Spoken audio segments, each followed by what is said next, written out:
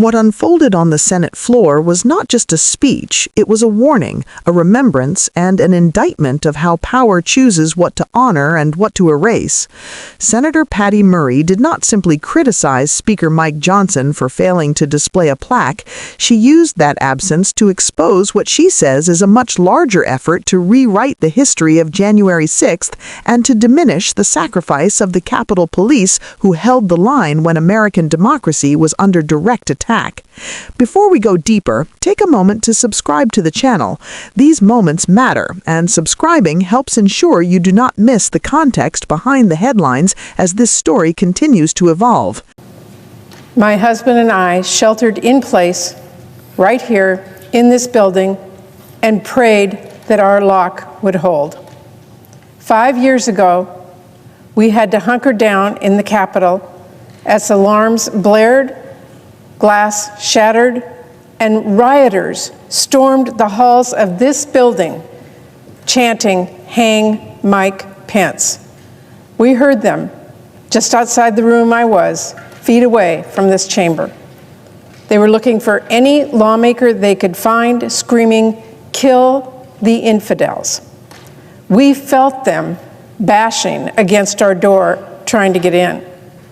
We held our breath and waited for what seemed like forever. And this time, every year, it feels like I'm still holding my breath. Because I know it wasn't just my husband and I that were in danger that day. And it wasn't just the windows that were shattered. It was our democracy that was under attack, our democracy. And the very idea that we use our voices and our votes in this country, not violence. And the same forces that ignited the insurrection 5 years ago are still here. The same lies are still being spread about the 2020 election. You just heard some of them. By the same bad faith actors. The same president who told the crowd just hours before that violent insurrection that he would march to the Capitol with them is now accusing Democrats of treason and sharing calls to execute them. And the same violent people, the people who stormed and battered our Capitol Police, the people who brought bats and knives and zip ties, the people who left blood and feces and broken glass littered throughout the halls of this building, they're walking free today because President Trump thinks they were the victims. On his first day in office, Trump pardoned rioters who assaulted officers with pepper spray and metal poles. Trump pardoned people who crushed police with riot shields. Trump pardoned an insurrectionist who violently punched, slapped, and swatted police and even choked one officer to the ground. Trump pardoned someone who plunged a stun gun into a Capitol Police officer's neck. Trump pardoned those people and many like them with no care for how dangerous or violent they were. He even let the leader of the Proud Boys out of prison. And the story doesn't end there, because several people that Trump let out of prison are now back in jail for other crimes, gun charges, breaking and entering, burglary, fatal drunk driving accident, child pornography, aggravated kidnapping, sexual assault, even plotting to kill the FBI agents who investigated them. Months after Trump pardoned Christopher Moynihan, one of the first rioters to breach the police barricades, he was arrested again for threatening the life of Leader Jeffries. Make no mistake, Trump's mass pardons were a dangerous endorsement of political violence, telling criminals you can beat cops within an inch of their life as long as it's in service to President Trump. They are also part of an all-out effort by President Trump and his allies to now rewrite the history of the insurrection of that day. President Trump's Justice Department just took down the public database that laid out thousands of investigations. He just put up a website that blames Capitol Police for escalating the situation. Seriously, Trump isn't just siding with the rioters, he is trying to blame our law enforcement. And President Trump's allies in Congress to this day have refused to hang a plaque honoring our Capitol Police officers for their sacrifice. We lost a Capitol Police officer that day. Several others took their lives in the trauma that followed. Capitol Police officers suffered severe injuries, cracked ribs, smashed spinal discs, brain injuries, even the loss of an eye. And yet Speaker Johnson has turned a plaque that was meant to be proof of their bravery into proof of his own cowardice. But no matter how many criminals Trump pardons, no matter how many lies he tells, and no matter how loudly he tells them, no president can rewrite the history unless we stand by and let him. I, for one, am never forgetting the truth of that day. It is burned into my brain, and I am never letting our country forget it either. This is a battle I have no doubt we can win. But the challenge before us at this moment is greater than just fighting for truth and history. It is not enough to make sure we simply remember the truth of January 6th insurrection. The real fight is to ensure we learn the lesson of the January 6th insurrection. Because there is no reason to think the same insurrectionists that are now free and the same president, now bolder than ever in challenging our laws and our Constitution, won't try once again to get their way through threats and through violence. Trump has already made clear where he stands on democracy. He made it clear 5 years ago when he promised to march on the Capitol. He made it clear last year when he pardoned everyone who actually did storm the Capitol. He makes it clear every single day. That is why it is incumbent on all of us in this country to be just as clear where we stand on democracy, especially when it comes to standing up to Trump.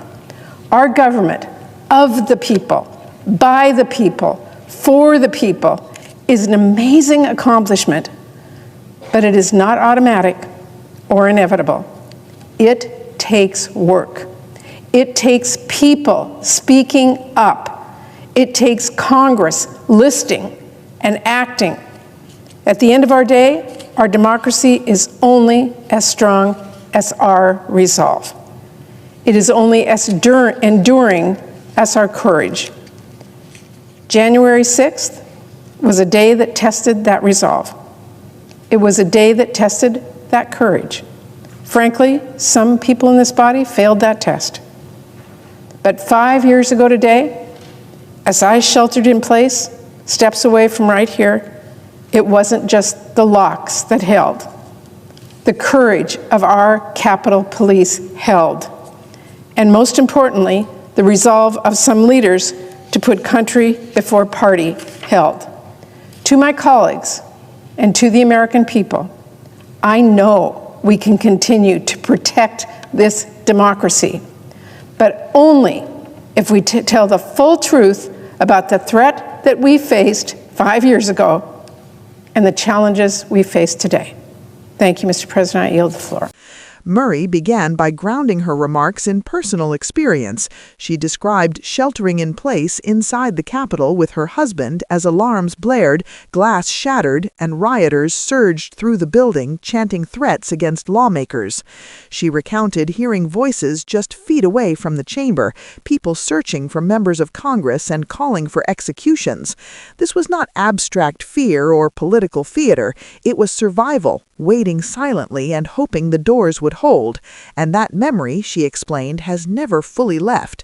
Each year since January 6th, she said, it feels like she is still holding her breath because what was attacked that day was not just a building or the people inside it, it was the core idea of democracy itself, the principle that power in America comes from votes and voices, not mobs and violence.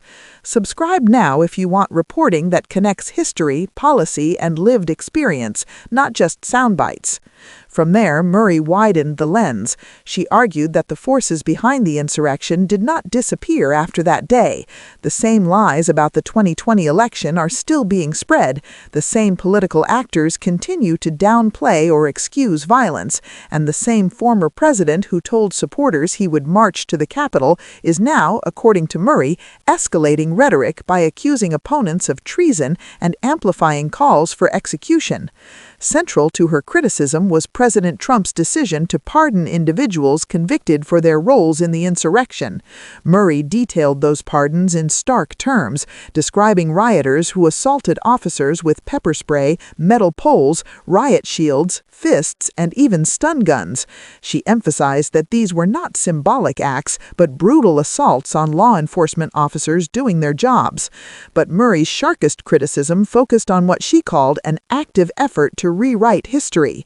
She pointed to the Justice Department's removal of a public database detailing January 6th investigations and the creation of new narratives that shift blame onto Capitol Police themselves. In her view, this is not just revisionism, it is an attempt to absolve attackers while discrediting those who defended the Capitol. That context set the stage for her condemnation of Speaker Mike Johnson. Congress approved a plaque to honor the Capitol Police officers who defended lawmakers during the insurrection, officers who suffered broken bones, spinal injuries, traumatic brain injuries, and in some cases took their own lives in the aftermath. One officer died following the attack, and many others continue to live with lasting physical and psychological trauma. Yet Murray noted the plaque remains undisplayed. What was meant to be a permanent acknowledgement of bravery has, in her words, become a symbol of avoidance. She accused the Speaker of turning an act of remembrance into an act of cowardice, arguing that refusing to display the plaque sends a message about whose sacrifices matter and whose stories are inconvenient. Subscribe now if you believe remembering history accurately is essential to protecting democracy. Murray closed by stressing that remembering January 6th is not enough. The real challenge, she said, is learning from it. She warned that the same individuals who once used violence to overturn an election are now free, and that the same political forces appear more emboldened, not less. Democracy, she reminded the chamber, is not automatic. It requires courage, vigilance, and leaders willing to put country over party. She ended where she began, with the image of that day. The doors held, but more importantly, she said, the courage of the Capitol Police held, and the resolve of some leaders held.